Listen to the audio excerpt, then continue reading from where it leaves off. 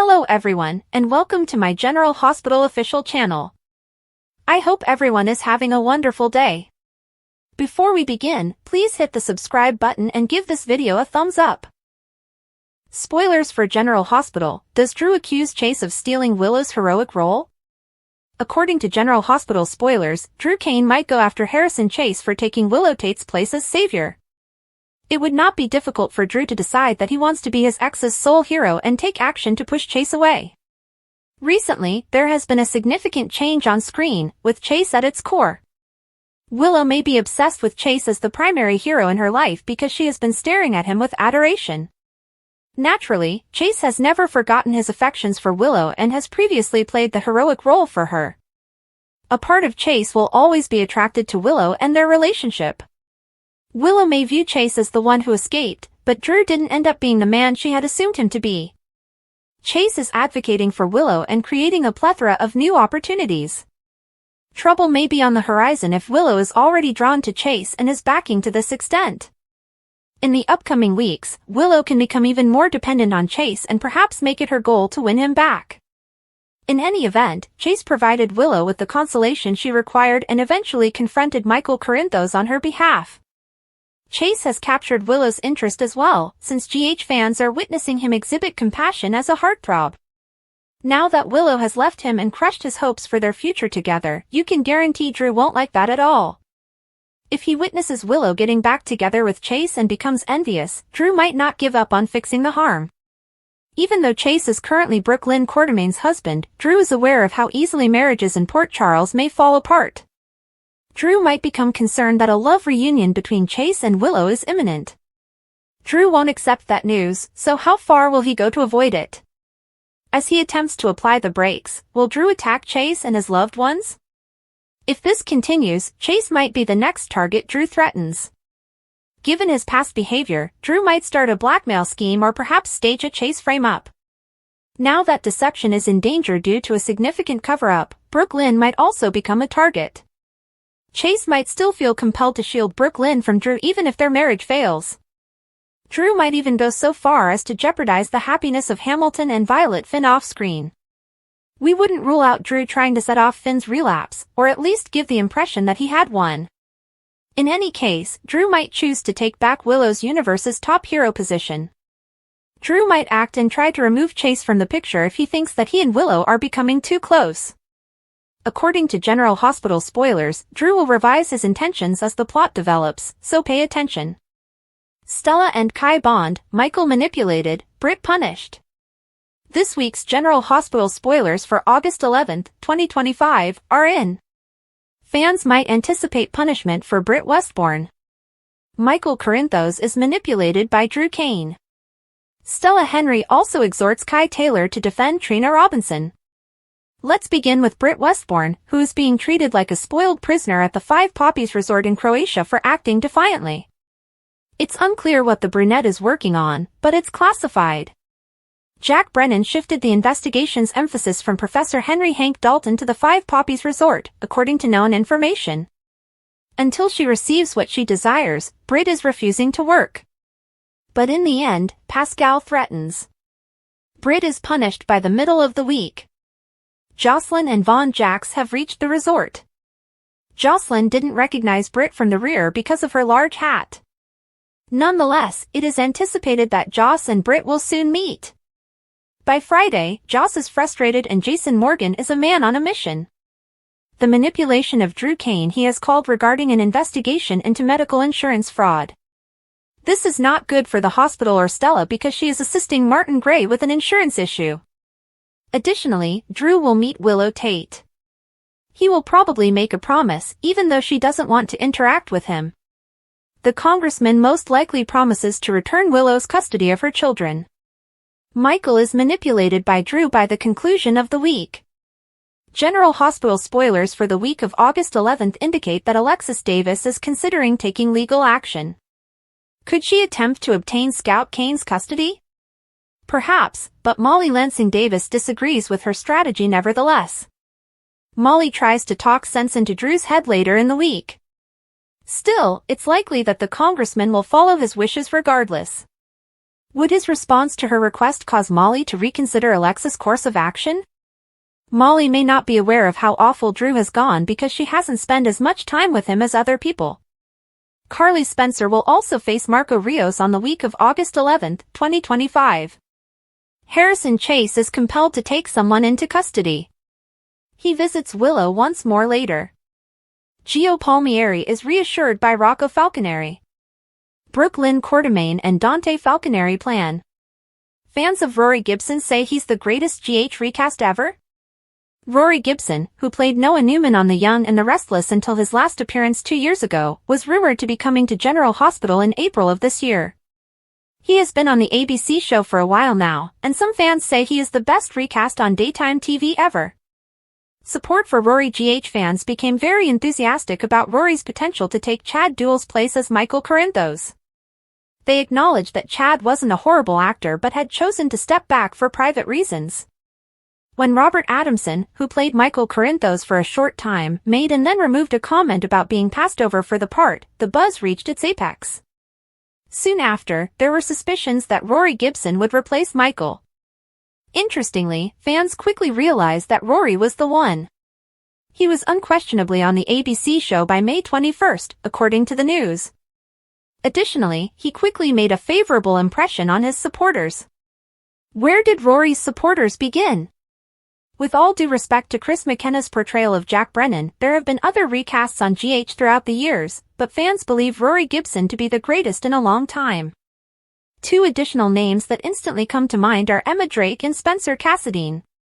However, Rory is currently in a particularly noticeable role of popularity. On Friday, Instagram was inundated with love, appreciation, and sheer excitement over the recast. It took place when Rory was revealed as the upcoming guest on Maurice Benard's State of Mind podcast. In case you are unaware, it is broadcast on YouTube on Sundays. Maurice stated in his caption, "There's not much to say, but I have a feeling you're gonna watch it State of Mind on Sunday 10 a.m. live chat at Rory_Gibson. In fact, the response to the interview was so great that it might be the one that propels Maurice over 200k subscribers. The greatest recast? Rory is obviously already a popular favorite on the show, as evidenced by the deluge of comments that flooded the discussion section. He's the best recast ever, according to multiple people. Amen to one of the best recastings, one fan actually said. Hundreds of other people expressed similar opinions on the new Michael. I fast forward through a lot of GH recasts. Here are a handful of them. Rory is doing a fantastic job filling in for this recast. He's one of the greatest recasts I've seen in a long time, and I adore him as Michael. One of GH's greatest recasts. He's a fantastic actor. As soon as I watched his first episode on General Hospital, I fell in love with him. The new Michael is fantastic. The best recast in ages. Among the greatest recasts during the day. There were plenty others, but there isn't enough space for them all here. What do you think? Is Rory Gibson the greatest recast on daytime television, in your opinion? Let us know in the comments section below. Christina's eyes concentrated on Marco as the last of the sunshine disappeared below the palm trees at the pool's edge. She took a short gasp when he removed his glasses. The bruises were still there. She asked him what happened, her voice quiet yet tight with concern. Marco explained that he had fallen the morning before his mother's memorial service, just like he had told the police. However, even as he talked, Christina sensed that there was more going on beneath the cold tone of his voice, something unfiltered that he wasn't disclosing. In the end, they discussed Natalia, the woman Christina used to both admire and fear. Christina acknowledged that, in spite of everything that happened, she will always be appreciative of Natalia for helping to save her and her father from themselves. Leaning closer, Christina told Marco about her accident from the previous summer, how she had lost control, spiraled out of control, and how Ollie and Natalia had seen the aftermath. She didn't feel proud of the decisions she made. But Natalia had been surprisingly generous during that storm. When Christina stated that she owed her life to him and his mother, her voice broke. She then gently questioned him about whether he ever felt bad about aiding her that evening. Marco took a while to respond. Silence fell between them as he instead looked down at the lake. Emma took a deep breath as Dalton slid into a seat at an adjacent table. She whispered to herself that now was the time as her gaze fell on him. Ever the sane voice, Gio noted that her strategy was beginning to veer toward stalker territory. Emma smirked and brushed him off, claiming that she had a plan and that she was just inherently gregarious and warm. Danny was pulled aside by Dante, who appeared on the opposite side of the pool. Asking Danny if he had seen the woman, he held out a still from the airport surveillance. Recalling her hefty tip of $50, Danny nodded and remarked that she appeared to be someone Joss had described as a nice customer. Danny pointed across the pool at Dalton and stated that Joss was assisting her professor when Dante asked what she had been up to. When Dante asked him for specifics, Danny explained that the woman's mismatched backpack was too inexpensive for her upscale appearance. Impressed, Dante told Danny that he reminded him of his mother, who always saw things that others missed. With a half-apologetic smile, Emma returned his misplaced flip-flop that Outback the dog had stolen and walked over to Dalton's table. She talked him up, commended his work, and gently snuck in an offer: if Joss ever had too much work, she'd be happy to help. Dante kept a careful eye on the exchange. Although Emma was smooth, she wasn't skilled enough for someone with experience. Jason, meantime, got to Anna's across town. His voice was lower than normal, and his jaw was clenched. He informed her that he needed to be sure what he had witnessed in Paris was real. They discussed Britt, including how her ashes were purportedly given to Liesel and how she had perished from Heather's poison. Jason, however, had gone farther. There was no cremation record at the funeral home. Britt's body seemed to have disappeared into thin air. Anna had a wary, doubtful instinct. She questioned whether he really thought Britt had staged her death. Jason clarified that he was merely stating that something didn't match up, not that the poison didn't have an impact on her. He explained that even though Albrecht's sadness appeared genuine, he still had the impression that Britt was still alive. Anna asked out loud if Albrecht had anything to do with Britt's disappearance. Jason wasn't certain. Perhaps Britt inherited that survival instinct from her father, who had often staged his death. Anna gave a headshake. Although she thought Jason noticed something, she also pointed out to him how quickly Britt's symptoms had worsened. She might not have wanted to be perceived as weak. Perhaps instead of deteriorating in front of everyone she loved, she decided to disappear. Not because Britt wasn't important, but rather because it may go against her last desires. She advised him not to pursue it. Jason took a while to respond. Lucas flagged Felicia down at the hospital. He required direction about Sunny and about his mother. After everything, he was curious as to how Bobby had managed to be in the same room as Sunny. Felicia was honest with him. Bobby had put up with Sunny not because she liked him but rather because she wanted to please Carly. Lucas acknowledged that he used to do the same thing, but he was unable to ignore it following Sunny's treatment of Marco. Felicia informed him that Bobby had always prioritized spending time with loved ones over doing the right thing, and Lucas needed to choose what it meant to him. Carly had accused Lucas of being blinded by his affections for Marco, Lucas informed her. He moved out because he was so hurt. Felicia assured him that it was worthwhile to defend love. However, she cautioned him against allowing Sunny to be the factor that weakened his relationship with Carly. For Marco, he had to fight, but not at the price of everything else. Sunny entered Alexis' office with his customary bluster. Alexis wanted to know why he had pursued Marco. Why would he involve Christina in his conflict with Sidwell? Always on the defensive, Sunny claimed he expected her to apologize. He said Sidwell was the one who started the fire, but he denied starting any. Alexis would have none of it. She informed him that Christina was observing, picking up on, and imitating his worst tendencies. Sunny retorted that Alexis underestimated Christina's strength. Before it was too late, he prayed Alexis would believe it. Joss and Vaughn were called to Jack's office in another location. It was a different mission. Dalton was no longer the focus. They were being transferred to the Five Poppies Resort instead. Surveillance is the goal. Joss wasn't really happy. Dalton would suspect something if she quits her work with him. Jack assured her that Dalton would take her place. With Emma, probably. Joss mumbled. Jack promised to take care of that. All Joss had to do was find an excuse to travel to Europe. There, she could hide behind a distant cousin. Jack informed them that they would pretend to be newlyweds for the 2-week mission and gave them wedding bands. Jack warned Joss that they had to appear truly in love at 5 Poppies, even if she was clearly uneasy about how real everything felt. Britt let a man named Pascal into her suite at the resort. She requested him to take her out to dinner in her car. He informed her that she was not permitted to leave the grounds. Britt became enraged. She reminded him of the 2-year-old vehicle accident in which she had struck a donkey while under the influence of medication and experiencing jet lag. Even Jason had questioned her driving during their most recent hectic journey out of Port Charles, she recalled. Pascal stated that he believed she should remain where she was. This was about more than health, Britt said, narrowing her eyes. Wasn't that a penalty for visiting Paris? Pascal remained silent. He only promised to forward her message. However, his mysterious allusion to him pushed Britt into a tailspin. Was Victor the one? Faison? Another person?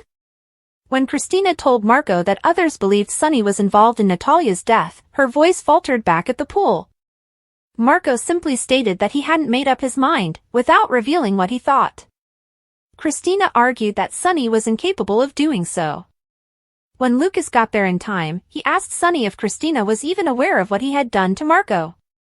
Sonny seems unconcerned. Perhaps someone ought to tell her, he said. Lucas's jaw tightened. Dante went to Anna's later to tell him what Danny had told him. Just before Joss planted the tracker, Dalton had given Greta the backpack by the pool. Emma had been glued to Dalton's side the entire evening, he continued. Anna scowled, thinking Emma might be getting into too much trouble. Gio cautioned Emma not to stand out by the pool. Dalton would begin to ask questions if she continued to offer to help. Emma's determination was too strong. She promised to break into Dalton's lab tomorrow while he was giving a lecture. Gio informed her that it would be suspicious if she skipped the lecture, thus it made more sense for him to go. For now, she agreed, smiling. Joss and Vaughn were given their new identities by Jack in his office. After visiting New York separately, they would go to Croatia together. Uncertain about feigning love for Vaughn, Joss gazed at the ring. Everyone has to believe it, Jack argued. Pascal pretended to be the resort manager when he called Jason in his office in Croatia to answer his booking question. Britt interrupted, shouting for her keys in the middle of the talk. Jason's voice went cold. It was Britt's voice, exactly as he remembered it. She didn't exist. She was still living. Albrecht gives in to Sonny's big idea. Port Charles has seen some twists and turns. Weekly Recap Episode 15767, Anna managed to get Emma and Gio to abandon their late-night plans after Dalton's lecture after learning of their plans. She later met Liesel, and they discussed their pasts. However, Brennan had Anna kidnapped after she called Carly to alert her to Joss's plans. Chase was informed by Brooklyn that she is not yet prepared to look for adoption. Ava requested one last payment from Alexis before she would give her the car that had vanished. After speaking with her employer, Britt disclosed that their strategy is at a stop. In episode 15768, Jason told Sonny that he thought Britt was still alive. When Ada Turner arrived, Sonny told Jason that he intended to have her removed from his harassment case. Michael told Dante that he believed Willow had stalked Daisy. Lucas and Carly reconciled. In episode 15769, Sonny graciously transported an Ada Turner who had twisted her foot playing softball to GH.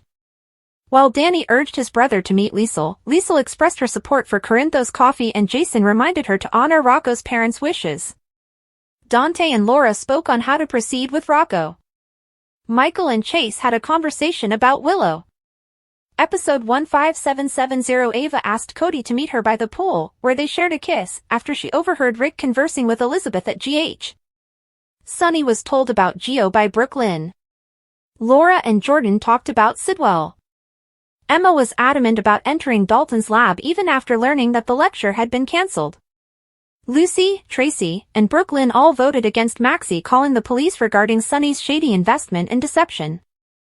In episode 15771, Anna finally got around to telling Carly what she'd been wanting to tell her about Joss before she and Brennan made the decision to travel. When Joss and Vaughn got to the Five Poppies resort, they happened to see a man grabbing Britt, who announced that she was on strike.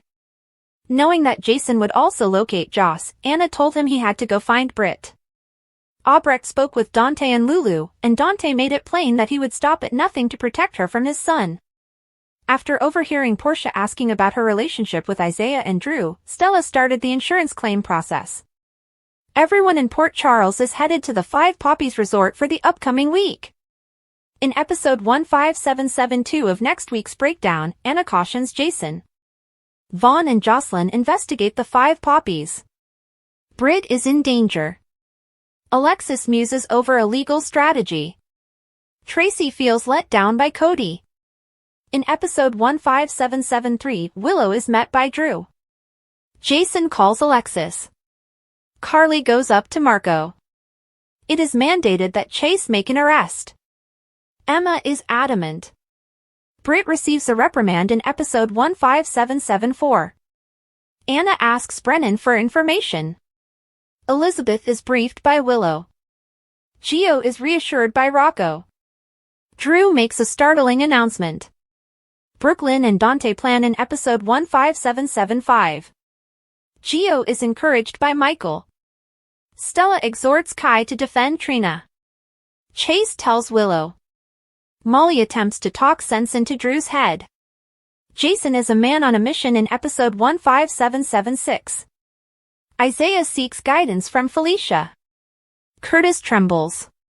Michael is manipulated by Drew. Joss is annoyed. Despite moving, General Hospital Rena Sofer is staying put as Lois Cerullo. General Hospital spoilers indicate that after Rena Sofer and her husband, Sanford Bookstaver, revealed on social media that they were leaving Los Angeles and moving to New York, many people conjectured that the actress was departing the ABC soap opera as Lois Cerullo. However, despite her relocation, the actress will still appear on GH, according to Soap Opera Digest. Lois Cerullo isn't going anywhere according to General Hospital teasers. Lois made a comeback to the canvas in the fall of 2023. Her first plan was to make a temporary appearance, but she ended up becoming a regular.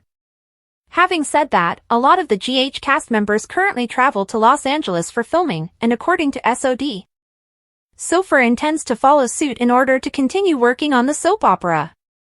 In fact, the online journal has reported Sofer has dates to film in the studio sometime in September. Lois is currently embroiled in a highly hot plot since, aside from Sonny Corinthos, the majority of her family and friends are angry with her for concealing the fact that Giovanni Gio Palmieri was the biological son of Brooklyn Quartermain Chase and Dante Falconeri. It'll be good to know that Lois will still be around to see this arc through to its conclusion because there is so much more to come. One of many. Sofer is one of the few girls that traveled to Los Angeles to be on the show after she moved to New York.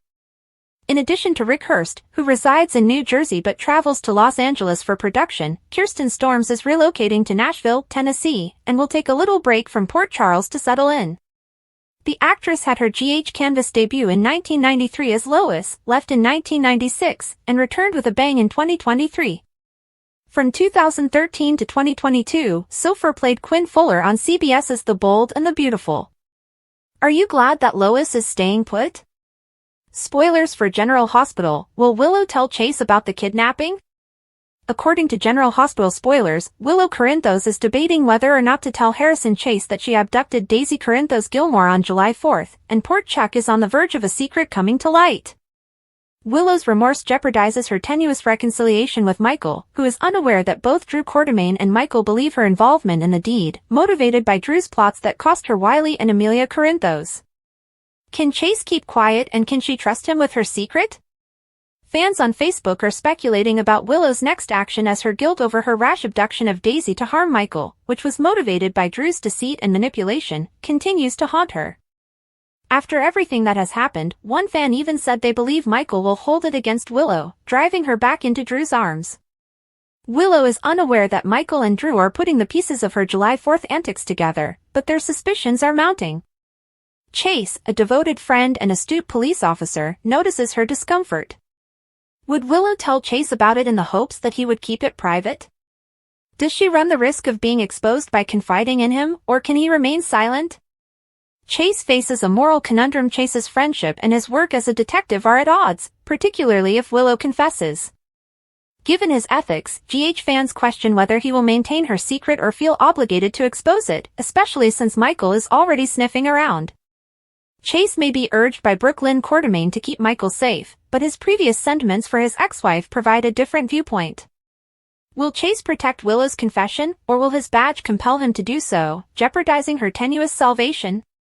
If he undermines his integrity and credibility as a police officer by keeping this information secret, things might get very complicated for him very quickly. Furthermore, Brooklyn's obvious relationship with Michael may not bode well for him at home. Is Willow's truth going to be safe? Willow's future might be made or broken by her possible confession to Chase, and her internal conflict is a complete mess. Can he keep her kidnapping secret, and will she trust him with it? There might be major chaos at the Quartermain home if he spills, even to Brooklyn. Even if Willow could be deserving of forgiveness, Drew's power might reveal her criminal behavior. As she went for the tiny bottle on the nightstand, Britt sat by herself in the subdued silence of her room, a clinical frost enveloping the air. The glass, a quiet guardian of the life she had re-entered, glinted in the dim bedside light, clinical and chilly. She drew the transparent liquid into the syringe after briefly, almost reluctantly, rolling the vial between her fingers. Every deliberate motion and every gasping minute before the needle reached her skin were all a part of the agreement she had made, and the ritual had become second nature. Not with an angel or a devil, but with something much more intricate. I hope. Her bloodstream raced with the implications of the injection, which was silent and almost painless. The room stayed motionless, her muscles relaxed, but she sat motionless afterward, as if daring her body to revolt. There was no explosion. Nothing came loose. It made no difference to her whether what she had taken was a well-covered-up falsehood or a cure. It was keeping her alive, or at least persuading her that she was, whatever it was. As she had done every night since the start of her banishment, she muttered to her mother good night. Naturally, there was no answer. Since Britt disappeared, Liesl had not heard from her daughter and had no idea where she was, what she was doing, or why. And that was intentional. One thing was made abundantly evident by whoever had planned this new phase of Britt's life: survival meant silence. In Port Charles, everyone thought Britt had perished during Heather's outburst. Despite the fact that her cremation had been verified and that her mother had received the ashes, Britt managed to breathe. Weeks before, Jason, the only person who might have known the truth, had seen her in Paris. Now, that thread threatened to bring everything to a head. Nobody understood, including Jason, that Britt's disappearance wasn't only a response to her illness or Heather's attack. The exchange was carefully negotiated. Life in exchange for enslavement. Liesl hadn't been the one to save her, and Britt hadn't discovered a miraculous remedy on her own. Someone much more deadly and powerful had stepped in. It had begun during her and Jason's escape. Britt had knew her time was running out back then. Time was her enemy, as evidenced by every trembling in her fingers and every pause in her movements. She knew where Huntington's curse would lead because she had saw enough patients deteriorate. And they encountered a man who promised her a different ending as they staggered into a clinic in Prague, in dire need of supplies and refuge. He discussed experimental treatments too drastic for the general public, retroviral therapy, and cellular reprogramming. Jason didn't believe it. Britt needed help badly. The man only required a vial of her blood, which she gave. The man's agents came back for her after Jason was thought to have died. They said that although the medication would not cure her, it would buy her time, and during that time, she might assist them. They said that her genetic structure was responding. She concurred. She was forced to. She desired more days. One day, she hoped to see her mother's face once more. She was so isolated in a home that was covered in the Five Poppies, a posh resort that concealed more sinister goals. Despite having all the conveniences, her room was surrounded by silent limits. The resort's manager, Pascal, kept her on a short leash and smiled while reminding her of her privileges and making sure she never forgot that she was being watched. Britt was not permitted to depart, but she was permitted to process data and filter information using the techniques they supplied. She was not given access to her automobile keys. She was cut off from the outer world. It was more obvious who she worked for than what she worked on. Only snippets of encrypted communications and schematics that alluded to biological manipulation, blackmail, and surveillance were available to her. Sometimes as file owners, and other times as subjects of concern, names like Jen Sidwell and Henry Dalton showed up. In particular, Dalton seemed to have an odd control over the whole organization, yet he also seemed like a subordinate to someone Britt had never seen. In all of this, she suspected Victor's fingerprints or possibly traces of Faison's long-gone networks. It wouldn't be the first time a Cassadine ghost attempted to manipulate the living by reaching out from the shadows. Britt had initially attempted to bargain. She supplied information in return for a letter to be sent home or phone calls to her mother. All requests were turned down. Pascal's responses were usually definitive and his tone was always friendly. Until you finish your work, he would remind her. Until the next dose is earned. Because the treatment was the main goal. She took a vial every night for reasons other than health. It was a leash. She wasn't sure if it was preventing her illness or merely reducing its symptoms. She was aware, however, that skipping a dose caused the tremors to return. The lightheadedness. Behind her eyelids, the shadow of Huntington's rose. This miracle, whatever it was, came with conditions. Britt remained compliant as a result. However, fissures were appearing. Recently, she had heard Jason's voice again, coming from Pascal's office, weak but distinct. Even though she couldn't understand what was being said, the sound made her want to fight again, something she hadn't felt in a long time. To make contact. To sprint. Pascal had informed her that the number was incorrect. She didn't trust him. She considered sneaking out every night. Perhaps she could overwhelm Pascal. Take a car. Try to get in touch with Liesel. The reminder that there will be no more injections came next. There is no more time. As before, her body would betray her, and then it would be done. But something was changing. She had observed alterations in the staff. Pascal appeared more tense. The exchanges were shorter. After she inquired about Dalton, the area surrounding her room was monitored more closely. She saw Greta, the courier who had sent the information to Jocelyn back in Port Charles, on a video feed one evening. Before the video ended, Britt noticed the worry in Greta's eyes. Britt realized then that she wasn't merely being concealed. They were erasing her. Her death was a test, not a way out. A control experiment. And others might have recognized her voice if Jason had. She no longer kept quiet to protect her mother. The goal was to keep the so-called cure's secret safe. Everything would be different if they learned that Huntington's disease had been stabilized, or worse, that it had never existed. For the science of medicine. For criminal organizations. Due to biotech manipulation, the Cassadine fragments continue to exert influence. With the right genes, the right drive, and the proper threats, Britt had come to represent what was possible. And someone was waiting for her to fail somewhere in the shadows. Rumors were spreading around Port Charles. Jason's doubts had reached Anna's ears. In private, Liesel had started to question the account of her daughter's passing. Newly implanted under a false identity at the Five Poppies, Jocelyn had begun to prowl around locked rooms and steer clear of hallways.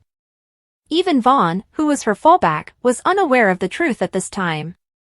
Not Britt. It has nothing to do with science.